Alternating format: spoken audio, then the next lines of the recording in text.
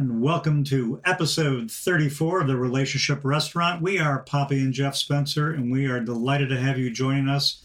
And we have yet again a wonderful repeat guest here. This is our good friend, Jaya Jaya Myra, who is going to be introduced by Poppy.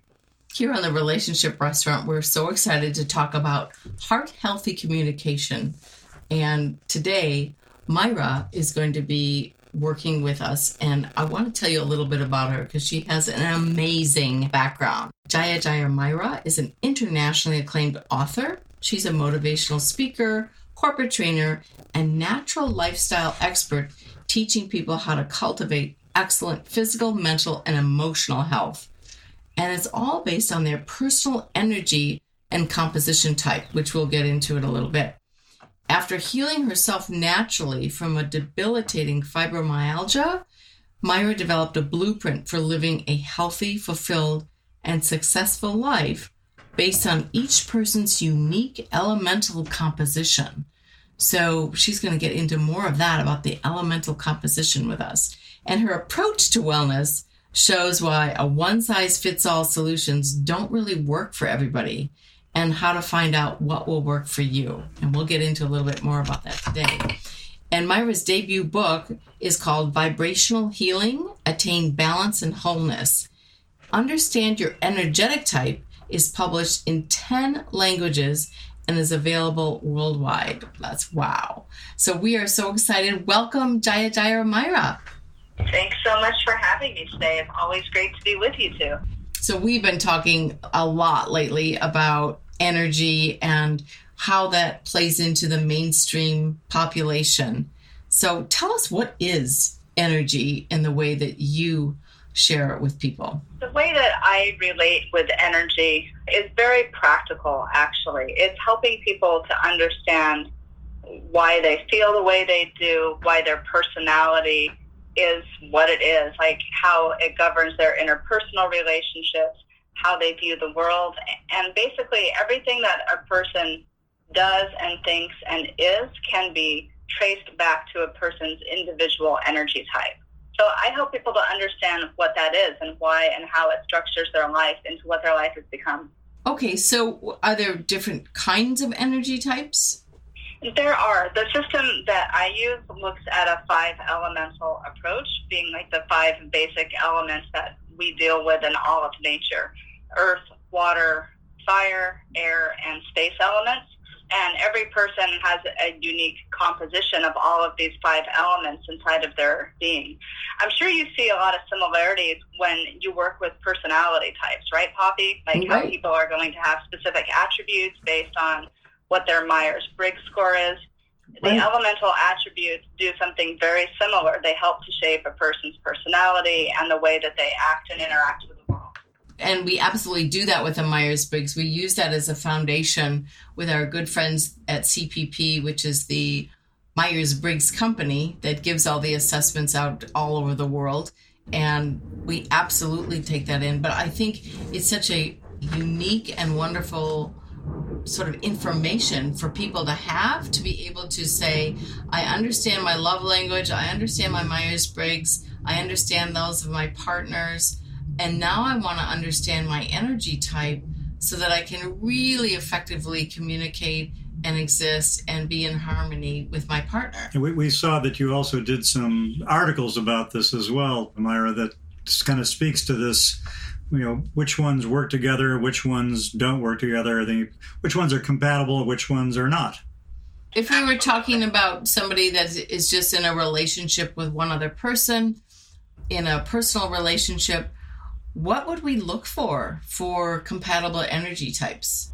Well, I would definitely say don't pair people together who, if one person is predominantly a fire type and the other person is predominantly a water type, because those are 2 very opposite spectrums of energy. Like fiery people tend to be very direct and assertive, and they can say and do things that can easily offend other people or hurt people emotionally. And water type people are very emotionally connected and tend to be soft and sensitive. So when you put those 2 sorts of personality and elemental types together, unless these people understand how to communicate effectively, there can be a lot of misunderstanding. Right. Okay, I want to back up right now. It's we're making assumptions on who's fire and who's water. How do you get? I know I'm a water type. Am I a water type? Do we already do this? I think you might be air and close to water. I think he was close. How does one determine that again? You might be earth though too, because you're pretty grounded. Yeah, I'd say you definitely have a lot of earth element in there as well, Jeff. Based on, because I'm being grounded, is that what you're saying? I actually base it on your appearance. I mean, I can tell a lot of the primary and secondary types of people by the way their physical body is structured, because the elements relate to your physical stature as well as to your personality, which is why it has such a profound impact on health. Okay. Interesting. So are water and earth signs compatible? Because we've been married now 7 years, so we hope so. Oh, yeah, absolutely. And I think that all signs can be compatible. It's just when you put two things that are very innately opposite of one another and try to form a relationship around that, you just have to learn how to communicate effectively. But that's the key for any happy and healthy relationship. It's just understanding that, hey, I think different than this person for whatever those reasons are, and understanding how someone is going to respond to you when you say something or act in a particular way. And for fire and water types, it can just be so drastically opposite that it can be very difficult sometimes to communicate effectively. I immediately think of the Wicked Witch of the West and the bucket of water. That is an absolute end of the spectrum thing. Yes, they do not mix. How would you relate that in a Myers-Briggs, Poppy? Like, are there two types that you think don't interact well together? Yes, we've done this before where there are people that have actually broken up.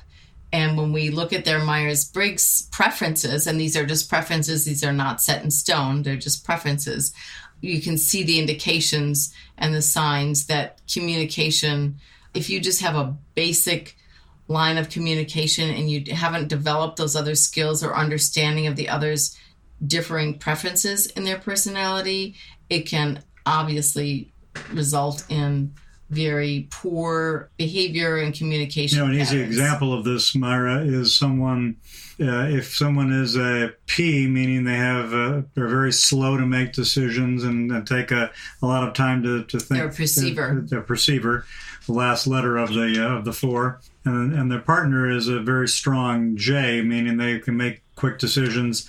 That can often, each of these can drive the other very crazy, because P wants to take the time to look at things. And if someone just leaps into decisions all the time and makes bad decisions, that can be very upsetting to a person who's a strong perceiver, and vice versa. And someone who likes to make decisions and hurry up and do things, and the other person needs tons of time, that can drive them crazy. So those can often be very big challenges for those two to get along and communicate and work through things. Absolutely. I would bet that the J types tend to have more fire in their personality, because, again, it's very quick and fast acting, and you can just ignite things very fast, make decisions extremely quickly. So there's probably a lot of overlap in that. So what about people with air, and we haven't touched on that, air and space? Tell us a little bit about the air and space elements. So people who have a lot of air in their constitution, it can manifest in different ways. One of that is people can be very tall. If there is a predominance of air without having a lot of water or earth, these people can be tall and extremely slender types. It can also lead people to being very creative and having lots of good ideas and being unbounded, but maybe not being as effective in following through on things, because it's more difficult for a predominant air type to stay grounded and to actually work through something and take it to a level of manifesting it. People with space elements, that's harder to see physically, but you have a profound connection to sound, to music, to the space that you're in. Like, you're really connected in a level that is intuitive and very difficult to explain tangibly, but like when you walk into a space, you're going to understand how that space affects you. You'll understand a little bit innately how, wherever you're at, like how it's affecting your mood or your personality, or say that you're in an area with a lot of sunlight versus one that's not. Someone with a lot of space elements would be more sensitive to that, like not having like that direct sunlight, natural light exposure. Got it. Okay. So when we were talking about air, if I were to transcribe that to the Myers-Briggs scale, it would probably be someone who has a preference for thinking versus feeling. And a thinking perceiver, a TP on the Myers-Briggs indicator, would be somebody that would describe your person as an air, not quick to make decisions, but really likes to reflect and absorb and process many creative thoughts and ideas. Mm-hmm. Yes. I'm curious, you were saying something too about the space, and you mentioned music or sound as a piece of that. One of the things that's a big part of my personality and persona, singing and enjoying music and harmonies within that. Does that lend to I have some more space element in my being? Maybe secondary or tertiary or something? Absolutely. Like, we all have all 5 of the elements inside of us. It just depends on what proportion each of these are. If someone, say, is really strong in 1 or 2 of those elements, they're going to see those traits appear more tangibly in their body type and in their personality. Some people tend to be pretty fairly balanced, actually, and that means that all of these different attributes are very well-rounded and sensitized within a person. And Jeff, I think that you're one of those people who is pretty balanced between at least 3 or 4 of those different types. So, like, one of them may not be a primary or a secondary. Maybe you have 2 that are primary and 2 more that are secondary. Okay. So he's multifaceted. Absolutely. In his energy types. All right. So we were talking also a little bit before we started our recording here about energy, how it relates to one's life purpose. How could we help somebody if we are coaching or consulting clients? How can we help them understand their life purpose by knowing their energy type? I think a lot of it comes down to self-acceptance, people understanding what their innate talents and strengths and gifts are, and being able to embrace that. Because when you embrace these things that come very naturally and easily to you, that is a strong indicator of things that are in alignment with your life purpose. So when you help people to hone in on what their strengths and their weaknesses are and to accept what those are, you're really helping further them along their trajectory in a very natural and authentic way. Okay. So, for instance, can you give us an example of someone that wanted that introspection and looked for their life purpose, and once they understood their energy type, did they have an aha moment? How does that work? Yeah, I think so. If someone, say, learns that they are maybe like a space element and fire element type, that's going to help them to understand maybe why they're very direct, why they make decisions quickly, why they would have a profound connection to music, why they may lack patience. So part of the self-acceptance comes into understanding your gifts and your weaknesses, because a lot of the things that we think of as weaknesses, they're not really weaknesses at all. They can actually be positioned as a strength. Oh, absolutely. When you learn how to relate to them. I don't think that my lack of patience is a weakness. I think it's what keeps me moving forward and being ambitious and being able to succeed with projects. But I'm also aware of that tendency in me, and I accept it fully. It's a part of me. It's a part of who I am. So knowing these things and knowing that that's in relation to the strong fire element inside is really helpful for me to go out on a day-to-day basis and be able to tackle everything I'm doing with confidence, because then there's no thought, there's no worry of, oh, should I be this way? Should I go about this project and do this differently? Should I interact with these people maybe in a less authentic way because I don't want to upset someone? And whenever you're able to get through all of that self-doubt and self-questioning, I think you can present that authentic space to the world, and then that makes you more successful with whatever you're doing. It's like a very foundational strategy, but it's one that works really, really well because you're working on the foundational level, and then you're building on that organically and authentically. You're not trying to take one little aspect and work with that and try to change it. So just that basic understanding is so helpful for people, I think, to grow and mature and blossom into their full potential. This is so fascinating for us. So what about the people that are naysayers that say, you know what, this energy stuff is too woo-woo, it's too out there, we don't buy into it? How do you, share with those people that are a little bit critical or cynical of what you are? And by the way, Myra is a molecular biologist that has studied this. So she knows science. Yes, I know science quite well. There's actually a lot of research behind a lot of this stuff. There's a lot of research behind the way energies and natural modalities work. But for people who just fundamentally don't believe something, it's almost impossible to convince someone of something that they don't want to be convinced of. So for the most part, I don't really try. But when I'm able to walk up to someone and look at them and tell them about their personality without even having a conversation with them, that in itself is usually a conversation starter and something that can motivate people to maybe look a bit more deeply into this realm of energy and elements that they don't understand. And we do the same thing. Yeah, I know this was always a problem for Han Solo, too. As much as Luke Skywalker tried to convince him about the Force, Han Solo just wouldn't buy it. But we do that with Myers-Briggs and people that we've never even met and sometimes never even spoken to. We can pretty much indicate their Myers-Briggs preferences just based on the way they communicate over email or text and in the virtual world or on social media.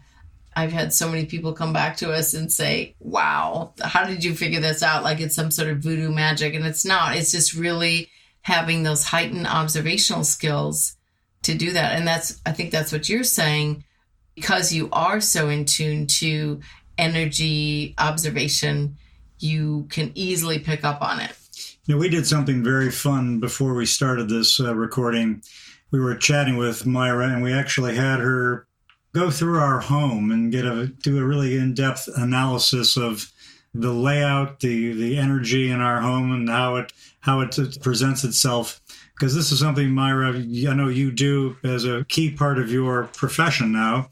Your offerings to folks is to help them understand how to feel as good as possible in their own homes, emotionally secure and sound in their own home. Yes, that is correct. Okay. I mean, we spend so much of our time in our home, and we entertain people in the home, and we sleep there, we eat there at least some of the times. It's really important to understand how you're interacting with the space around you and how it's impacting you mentally, emotionally, and physically. And that's so charming because it seems so counterintuitive at first that it's like, wait a minute, what do you mean there's energy in my home? I can't see the energy. But what we talked about was sometimes, and for our listeners out there, have you ever walked into a restaurant or a home or a workplace or a store and something just felt really icky or off? I know that's the case. I think about, because we were talking about realtors earlier, and the multiple times that we've been involved in looking at homes or friends that we've been doing it, or children, anybody, you often can get an immediate read when you walk up to a house, into a house, and you get a feel for whether it feels good or not. And sometimes people can't put their finger on it. You can't say why. But that's why we have Myra here, dear listeners, because Myra can tell you exactly why you feel that little bit of tension or unrest. Absolutely.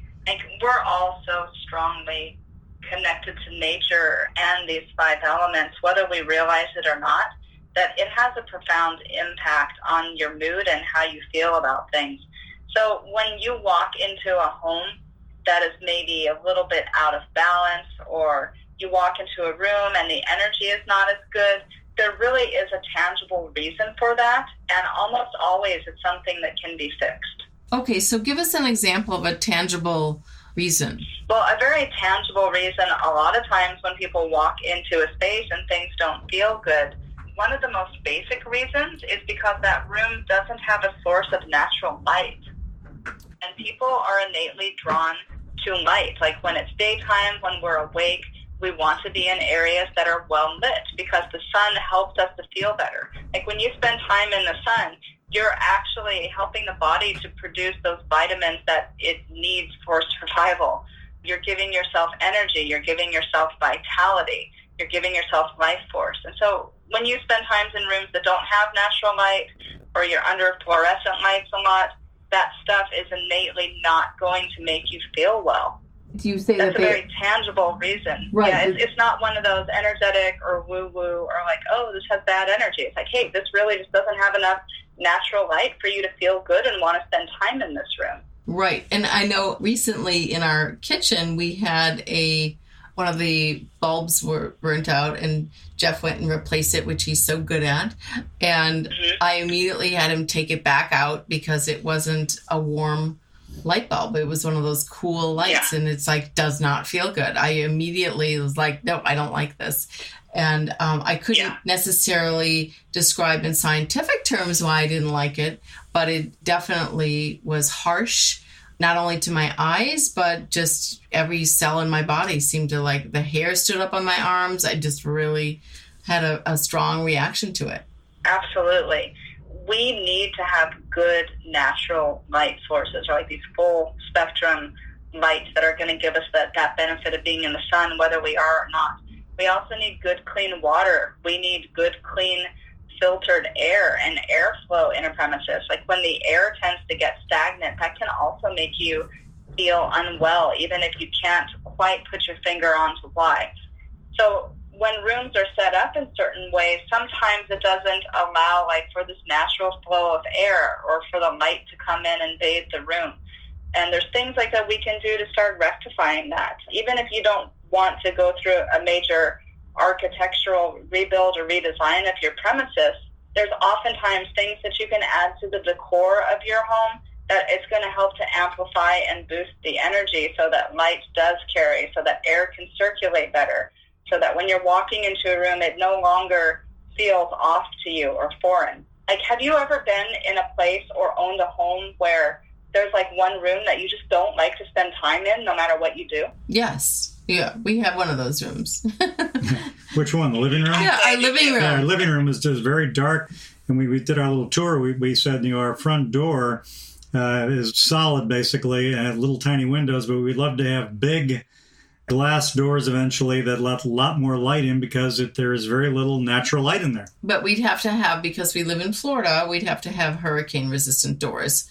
So that was the only difference there.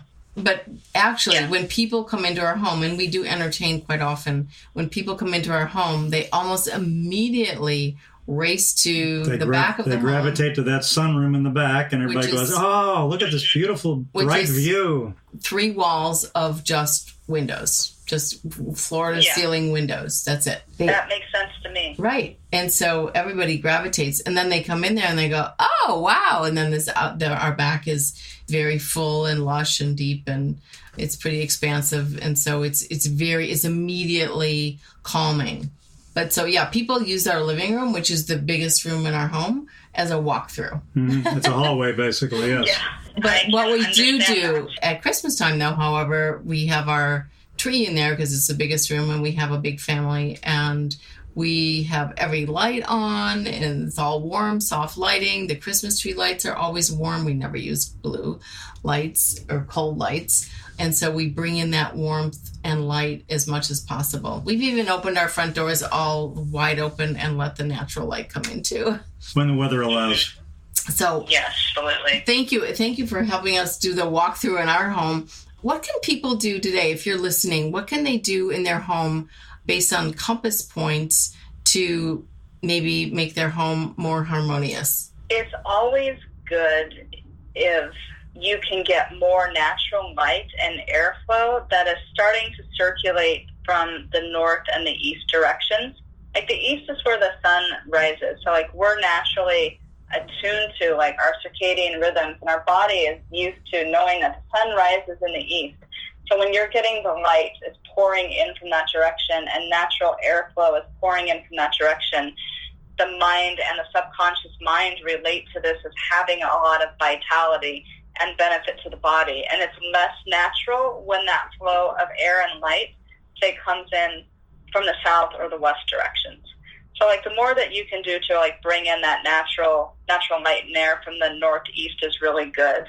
Another thing that is good. Like when you identify that room in your house that you just don't feel great about, there's things like that you can put into that space to help elevate and uplift the energy. But I would also recommend making that the room in your house that has the least amount of furniture and clutter in it, because you want the energy to no longer stagnate in that area and to be able to flow through easily. That's going to help like to lighten the burden in that space and get rid of some of that stagnation more quickly. I have a room exactly like that, and I literally don't have anything in the room. We don't utilize it at all because I know it's just not good for my health and well-being. It's just a walk-through room, like you said.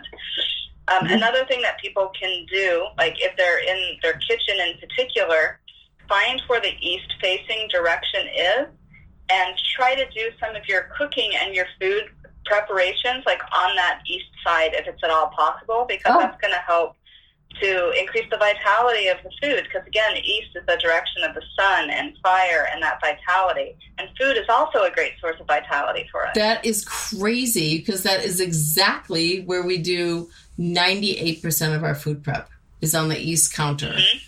Oh my gosh, that's so funny. It feels probably innately good to do that. See, but we didn't know that. Yeah. So what's the downside of where the stove is? Because that was like scary for us when you first mentioned that. So tell our listeners a little bit about that. Yeah, you guys don't really have a downside because the way that your kitchen is positioned in the home overall is very well aspected.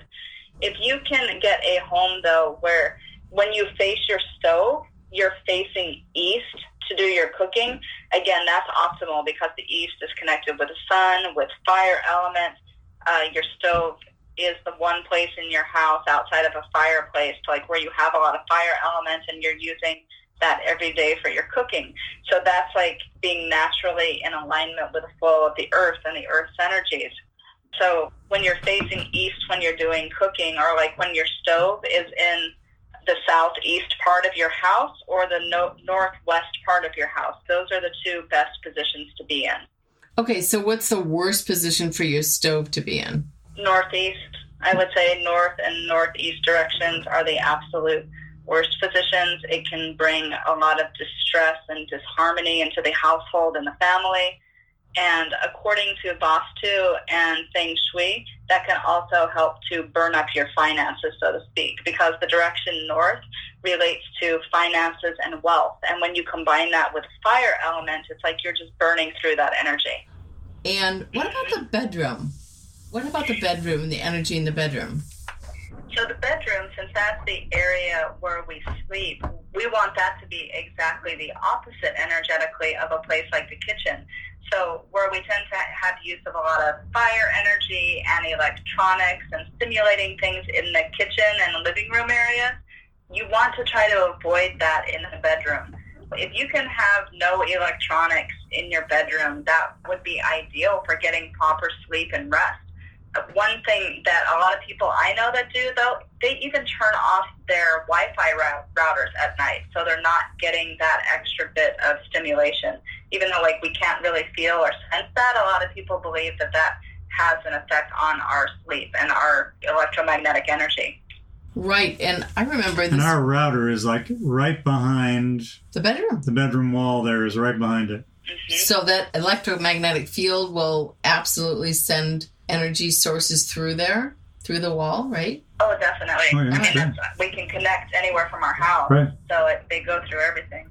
Okay, so what happens, let's say we try this, we take a little test and we test it out and we say, okay, I'm going to unplug the router after a week or 2 weeks or something. Should we notice any perceivable change?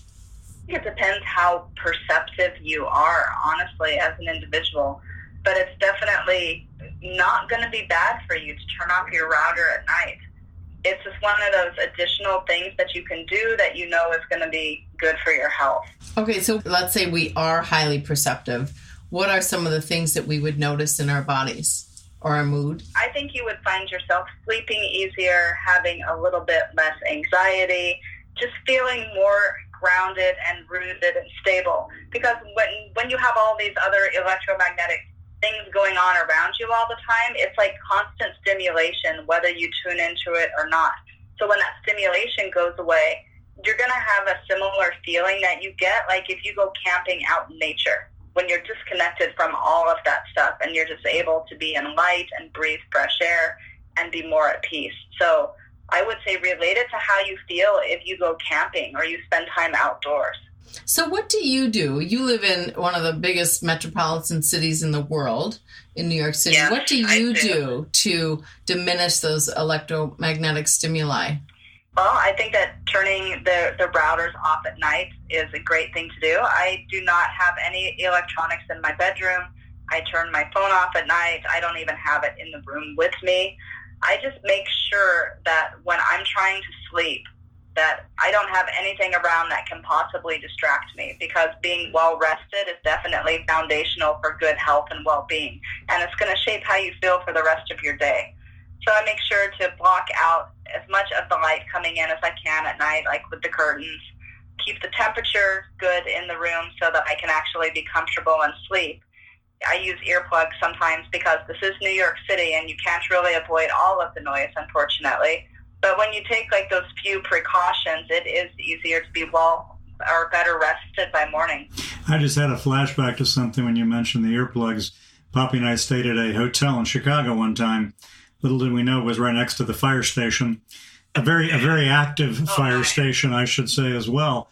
And of course, we didn't sleep at all. And the next morning, I got up and I saw outside of our room in the hallway was a bucket of earplugs, which I hadn't noticed walking in the door. Right. I was like, now I know why they were offering this little treasure outside here for anybody who's going to be being in their sleep interrupted a dozen times the night. Yeah, absolutely. We use a sound machine oftentimes to all the time.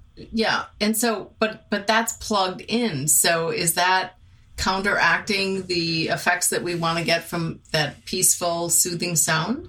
Not necessarily, because I think having a peaceful, soothing sound is going to have more of a positive effect than not having any electronics in the room at all. Okay. And it's like you're getting more of a benefit out of that than you would by not having that there. Okay, got it.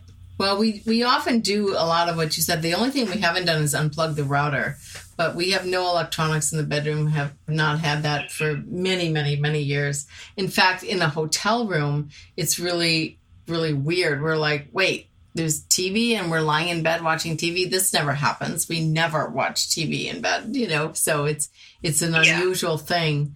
And oftentimes in some hotel rooms, they have a cabinet. I will close the cabinet door because I don't want the TV, just even the sight of it just brings bad feelings.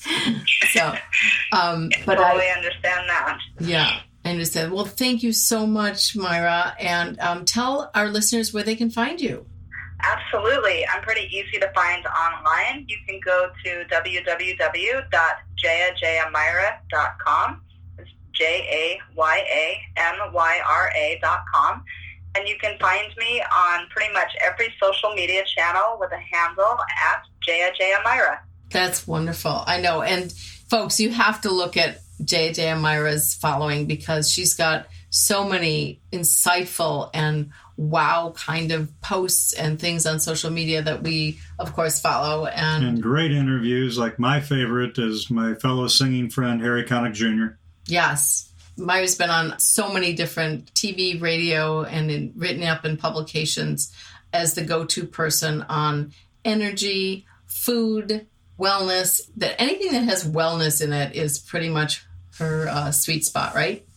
Yes, absolutely. I'm very passionate about helping people live well and healthy lives. We didn't do this, but as a little PS on this, tell people why you first got into that from your own health challenges. Yeah, that's actually a pretty big deal for me. I was working as a research scientist, and to make a long story short, I was diagnosed with really debilitating fibromyalgia, and I lost everything in my life. My marriage, my home, I had to declare bankruptcy, was pretty much left with absolutely nothing, and the icing on the cake was that Western medicine couldn't do anything to make me better. In fact, the treatments made me worse. So I was forced to find another way to heal myself, and I found a way to heal myself through natural means. And so I'm a very powerful advocate of people finding mind, body, and spirit solutions that are going to benefit every aspect of life to be able to get healthy and stay healthy so that you can go out and live your life purpose and fulfill your dreams. Wow. And so when you had that diagnosis of fibromyalgia, how old were you? I was about 26 or 27 at the time. Which is so unusual for such a young person, right? I think it really depends, honestly. A lot of people who develop these chronic diseases oftentimes will have a history of some kind of negativity or violence and abuse. And I think people with that in their background, they develop this much more early in their life. Okay. All right. Well, that's another podcast altogether. That's totally other topic. But absolutely, like younger people are manifesting with these chronic diseases more and more, and whether or not the reasons are the same, people have to find better solutions for tackling this, because preventative and chronic care, Western medicine is still not quite up to par with. Right. I totally agree. And it is. The younger generations, the Gen Zs are coming up, and it's mind-boggling how they are not very well equipped for handling and managing daily stressors. And I know Absolutely. It manifests in the body as well. It's not a good thing. And I actually find some culpability with our generation of parents who have not given our kids the tools to go out there and problem solve and to create some independent and solve things on their own and fix things without a hovering mom or dad. So it's not a good dynamic. And, in our parenting counseling that we do, it's something that we're always bumping up against with our clients. Yeah, I agree. It seems like our generation, we were left to go out and scrape our knee and figure out how to fix that on our own. But the younger generation, not so much. And You're right, it causes problems down the road. Well, again, thank you so much, Myra. And we look forward to talking again, and best luck with going forward. And listeners, hop on JayaJayaMyra.com and find out what wellness tips you can implement immediately today. Thank you. This is Poppy and Jeff at poppyandjeff.com. And you can find us on Facebook and Twitter at Relational 18. And we look forward to next time. Take care. Thank you.